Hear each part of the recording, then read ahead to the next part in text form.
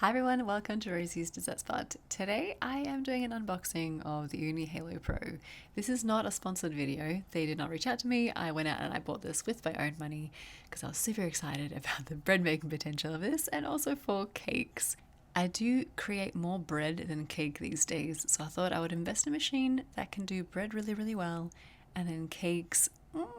There's not a lot of reviews on cake, but I have created just like a box mix and it worked beautifully. I do want to see how it behaves with like a sponge that you have to have a meringue for. I was pretty excited. We are going to put it through the ringer for bread making today. So we'll be making a half wholemeal, half regular flour bread. There's no need. It looks beautiful just like that. I'm not taking it off. We're going to be taking our breaker bar and the hook attachment to create the bread. So I'm going to go ahead and pop that onto the machine. And then the guard as well, which I ended up not using. I mean, bread doesn't really splash a lot of anything anywhere, so that can just come off. We are going to give it a quick little test run to see what it sounds like with each attachment.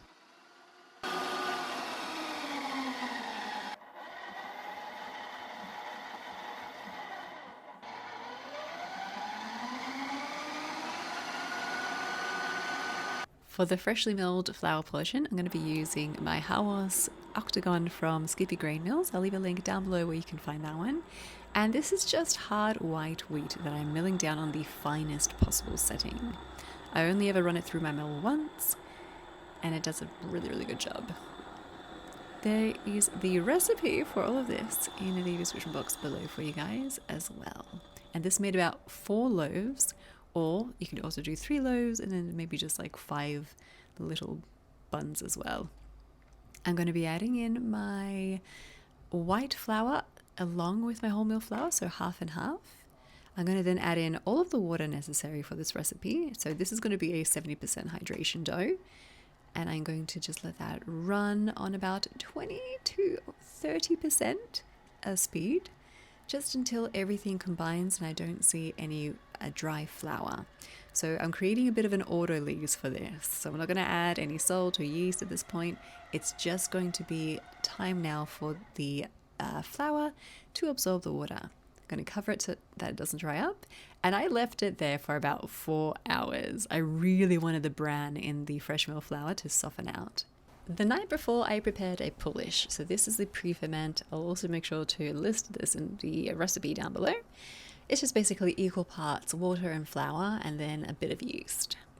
I'm going to add that into the mixer, let that run on 15% speed or so, just until it all starts to come together. And then I boosted that speed up to 30% and I let that run for a couple of minutes. Once it really does start to come together and you get these beautiful pumpkin formations happening, you can boost it up to about 40% speed and just let that continue to run until you really see that gluten forming. And you can just see it there against the breaker bar, that development. As usual, I forgot the salt, so I added the salt in towards the end. You can add maybe about a tablespoon of water to help that break down. But adding the salt later, it's actually beneficial for bread. And then this is what it looked like. Gluten window pane looked awesome. And then from there, we are going to let that dough rest. So we're going to turn it out of the bowl and just check out the extensibility of this dough. It blew my mind considering that there is freshly milled flour in this.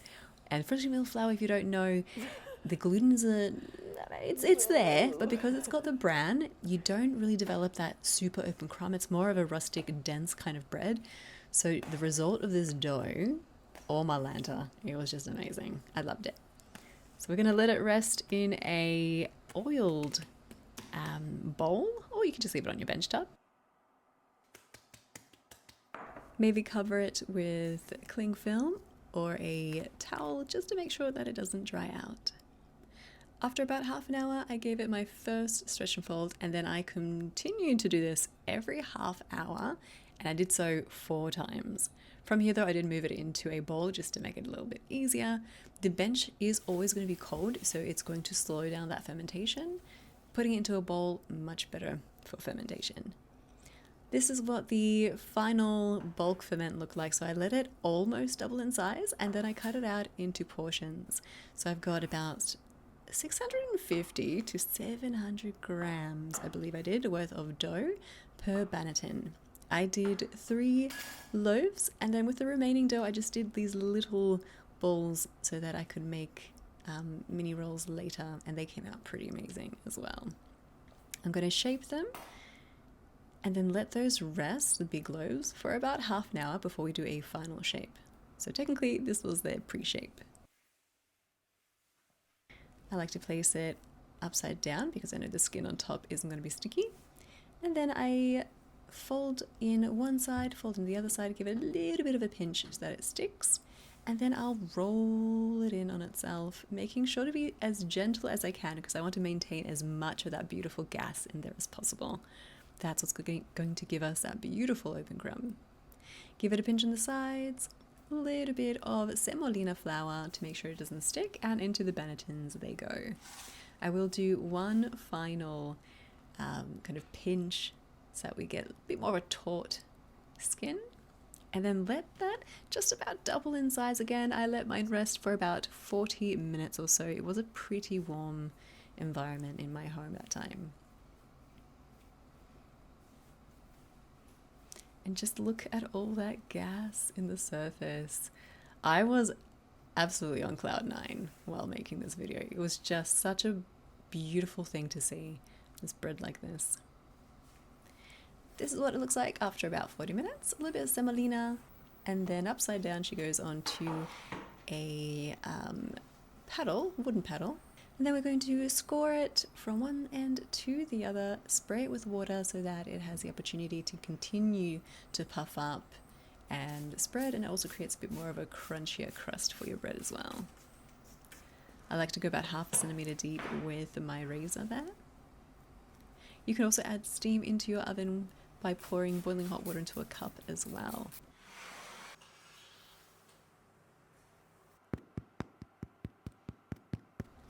And that sound is just so stunning. The inside crumb looked absolutely amazing. It just blew my mind. And I don't think I know I have never been able to achieve this sort of crumb mixing my bread by hand. So this is why I invested.